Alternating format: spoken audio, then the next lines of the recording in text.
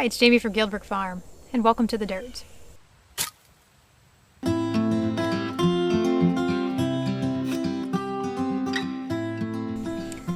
Think of the Dirt as a getting to know you session, and today I am out here in the garden. It's a beautiful fall day in October. I am digging some of my beds for spring, and I thought now would be the perfect opportunity to cover a topic that I know is of concern to a lot of you guys, and it's something that we had to deal with, which is, what do you do when you have two spouses that are not on the same page with homesteading? I'm just going to share with you a little bit about us and how we kind of got around that and learned to deal with that. So a little bit about us. My background or my interests are in being outdoors, in adventure and hiking. I absolutely love cooking and food. I also have a background in prepping. My husband, on the other hand, he is more of an indoor cat, and he has been in technology for about 20 years now. He absolutely loves pretty much anything technology related. He's also a gamer, and he loves woodworking.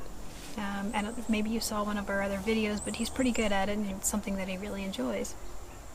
Yeah, so we both have very different interests, and so when we came around to the idea of becoming more self-reliant and self-sufficient, and I brought up the idea, let's do homesteading, because that's what I did as a kid, and I think it would work really well here. He wasn't on board with that. He's like, there is no way in hell that I am milking goats and taking care of chickens and growing vegetables in the garden. I'm not doing that. So what do you do? Well, I absolutely, to make somebody like that, to force them to live a lifestyle that is completely counterintuitive to what they like to do and what they enjoy is not fair. Likewise, it's not fair for me either to force me to do stuff that's against my nature. So we kind of came to a compromise. My job around the farm here is to do all the outdoor stuff. I enjoy gardening, or attempting to garden, I should say. I love being in the dirt and being outdoors, and I'm no stranger to physical labor, so I love doing that kind of stuff, and that's what I do. I absolutely love my chickens. I love dealing with them, and I haven't gotten any goats or anything like that yet, but hopefully when I do, that'll be something that I enjoy as well. My husband, on the other hand, what he really enjoys, like I said, is woodworking and technology. So the way we made this work is he's kind of responsible for, or he took on the responsibility for infrastructure. So when I needed the chicken coop built, he's the guy to do it. I don't know if you can see this crazy little contraption here in the back. So let's see if I can. Yeah.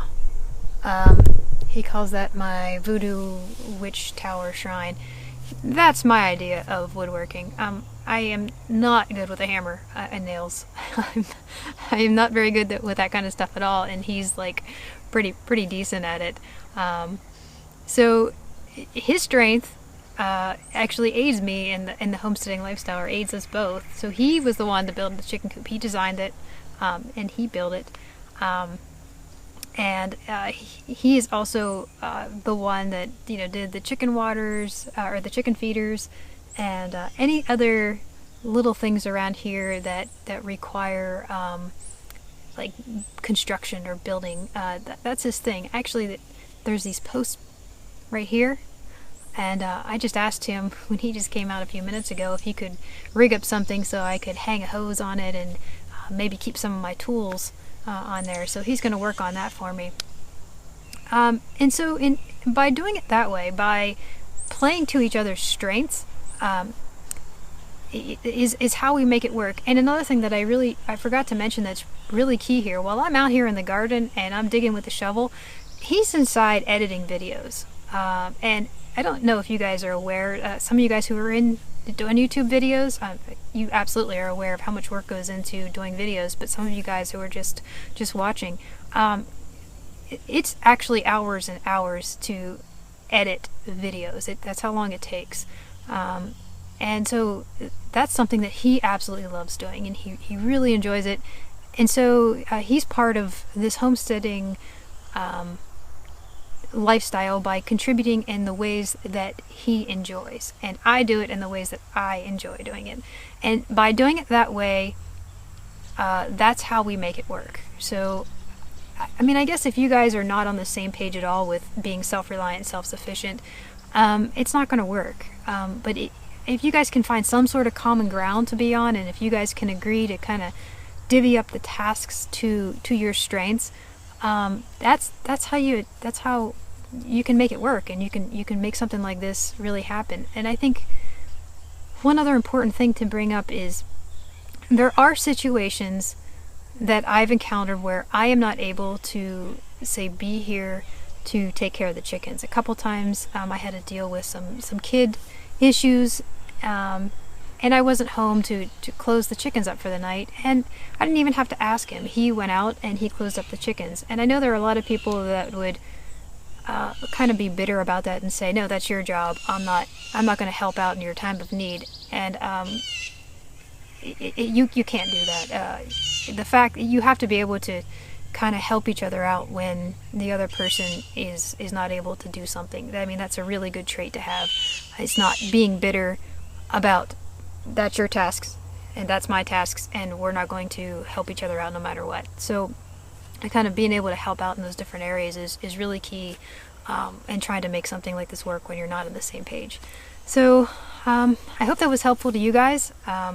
That's kind of what we did. If you guys are in a similar situation where you are two different people that have figured out how to make homesteading work, leave your comments below. I want to hear from you. And if you guys are thinking of getting into homesteading and maybe you're encountering some of these issues, you can leave those comments below too. I want to hear from you guys. Thanks for watching. Hope this has been helpful, and we'll see you next time.